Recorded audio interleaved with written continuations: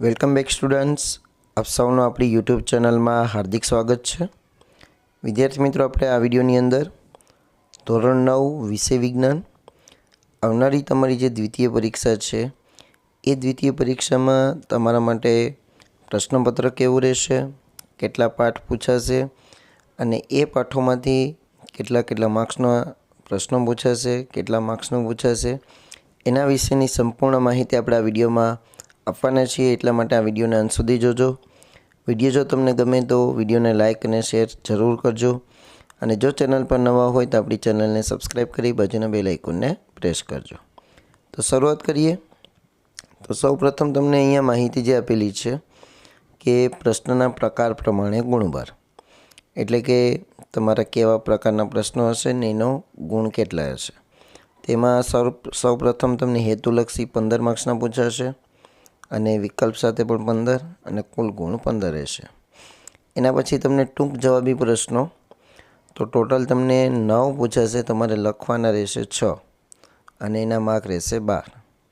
એના પછી શું તમને અંગ્રેજી ગ્રામર આવડતું નથી? તો હવે આવડવા લાગશે તમને, પણ કેવી રીતે? તો તમે સેલ્ફ જાતે શીખી શકો અંગ્રેજી ગ્રામર એવું પુસ્તક જેનું નામ જ છે અંગ્રેજી ગ્રામર, જેના લેખક છે આશીષ પટેલ। આ પુસ્તક ધોરણ 5થી લઈને 12 સુધીના વિદ્યાર્થીઓ માટે ઉપયોગી થાય એવું પુસ્તક, તેમજ કોલેજના વિદ્યાર્થીઓ માટે પણ ઉપયોગી થાય એવું પુસ્તક, અને જે વિદ્યાર્થી મિત્રો કોમ્પિટિટિવની એક્ઝામની તૈયારી કરે છે એના માટે પણ ઉપયોગી સાબિત થઈ શકે। તો પુસ્તકની અંદર કયા કયા ટોપિકોનો સમાવેશ કરેલો છે એના વિશે માહિતી તમને અહીં આપેલી છે। જો તમારે ખરીદવું હોય તો આ વિડીયોના ડિસ્પ્લે ઉપર તમે નંબર જોઈ શકો છો, એ નંબર ઉપર તમે કોન્ટેક કરી બુક મંગાવી શકો છો, અથવા આ વિડીયોના નીચે તમને લિંક આપેલી હશે ત્યાંથી પણ તમે કોન્ટેક કરી શકો છો। આ પુસ્તકની ખાસિયત છે ગુજરાતી સમજૂતી છે, અંગ્રેજીની સાથે સેલ્ફ પ્રેક્ટિસ આપેલી છે અને સાથે સાથે તમને આન્સર કી પણ આપેલી છે, એટલે તમે જાતે ચેક કરી શકો કે તમે જે કરેલું છે સાચું છે કે ખોટું।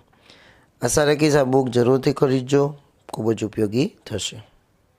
જવાબી પ્રશ્નો 8 પૂછાશે, તમારે લખવાના 12 અને 5 અને તમને માર્ક્સ રહેશે 15। અને એના પછી તમને વિસ્તૃત જવાબ પ્રશ્નો એટલે કે 4 માર્ક્સના પ્રશ્નો 3 પૂછાશે, 2 લખવાના અને ટોટલ રહેશે માર્ક્સ 8 માર્ક્સ। તો આ રીતે તમારું પ્રશ્નના પ્રકાર પ્રમાણે ગુણભાર છે। હવે વાત કરીએ આપણે આગળ ચેપ્ટર વાઇઝ।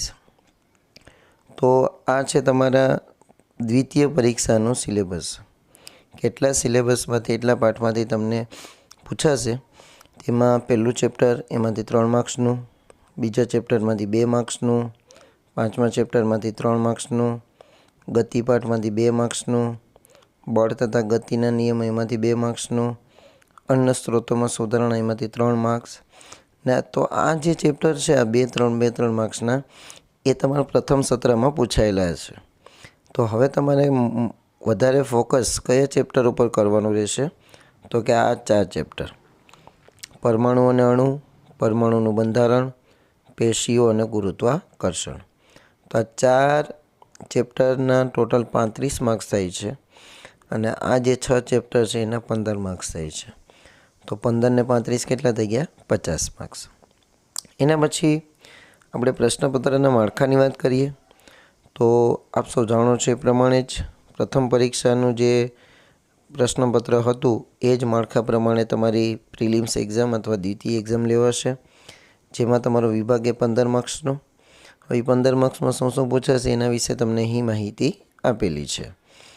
MCQ, ખાલી જગ્યા, ખરા ખોટા, વ્યાખ્યા, અતિ ટૂંક જવાબી પ્રશ્નો, શોધ અને શોધક, જોડકા, આવું ઘણું બધું પૂછી શકે। નામ પૂર્ણ કરો એટલે કે પૂરું નામ લખો। એના પછી વિભાગ બી 12 માર્ક્સનો રહેશે, તમને ટોટલ 9 પ્રશ્ન આપેલા હશે, એમાંથી તમારે 6 લખવાના, 40થી 50 શબ્દોની મર્યાદામાં, 2 ગુણના પ્રશ્નો રહેશે। એના પછી વિભાગ સી તમારો 15 માર્ક્સનો રહેશે, તમને ટોટલ 8 પ્રશ્નો આપેલા હશે, તમારે લખવાના રહેશે 5 3 માર્ક્સના પ્રશ્નો, 60થી 80 શબ્દોની મર્યાદામાં લખવાના રહેશે।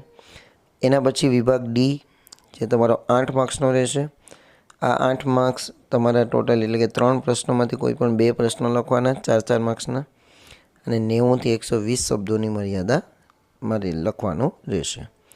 તો આ છે તમારું પ્રશ્નપત્રનું માળખું. તો આવો આપણે ગણિતનો પણ વિડીયો બનાવેલો છે. જોવાનું બાકી હોય તો આ વિડીયોના નીચે તમને એની લિંક આપેલી હશે, ત્યાંથી તમે જોઈ શકો છો. તો વિદ્યાર્થી મિત્રો, વિડીયો કેવો લાગ્યો કમેન્ટ કરીને જરૂર જણાવો. સારો લાગ્યો હોય તો લાઈક અને શેર જરૂર કરો અને આવા જ વિડીયો મેળવવા માટે આપણી ચેનલ યોર વિદ્યાપીઠને સબસ્ક્રાઈબ કરી બાજુના બેલ આઇકોનને પ્રેસ કરો. Thank you very much.